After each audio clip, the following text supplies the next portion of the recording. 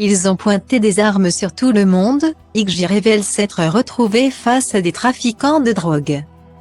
Iggy Pop est de retour. Après la sortie de son album Free en 2019, le rocker sortira ce vendredi un nouvel opus baptisé Every Loser. À cette occasion, le chanteur est revenu sur sa longue carrière dans les colonnes du New York Times.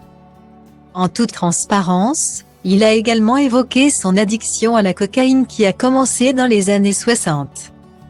Je me souviens quand la cocaïne est arrivée dans la région de Détroit. J'en ai pris lors d'une fête où tout le monde le faisait. Où la musique était forte et où l'alcool coulait à flot. Une voix intérieure m'a dit, « Jim, ce que tu fais n'est pas bien. » Cela ne m'a pas arrêté, car j'ai aussi entendu cette autre voix. A confié l'ancien membre des Stooges. Mais après des années d'excès, il prône désormais un style de vie plus sain. Je me couche tôt depuis des années maintenant, a-t-il ajouté. Au cours de cet entretien accordé au New York Times, Iggy Pop a raconté quelques anecdotes sur ses années folles où il côtoyait des trafiquants de drogue. Je traînais avec quelques membres du groupe MC5 et je suis devenu bleu. Ils ne savaient pas quoi faire. Je me souviens juste que je me suis réveillé dans une baignoire pleine de glace.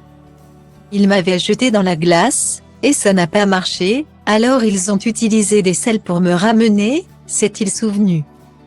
Des fréquentations douteuses qui l'ont conduit à faire face à la mort à plusieurs reprises. Une fois, à Hollywood, j'étais dans le même appartement que quelqu'un qui avait un grand stock de cocaïne. Et il s'est avéré qu'elle avait été volée. On frappa à la porte et la dame dont c'était l'appartement ouvrit un peu la porte et boum, un gros gars a fait irruption. Puis un tas de gars derrière lui, tous armés. Ils ont pointé des armes sur tout le monde.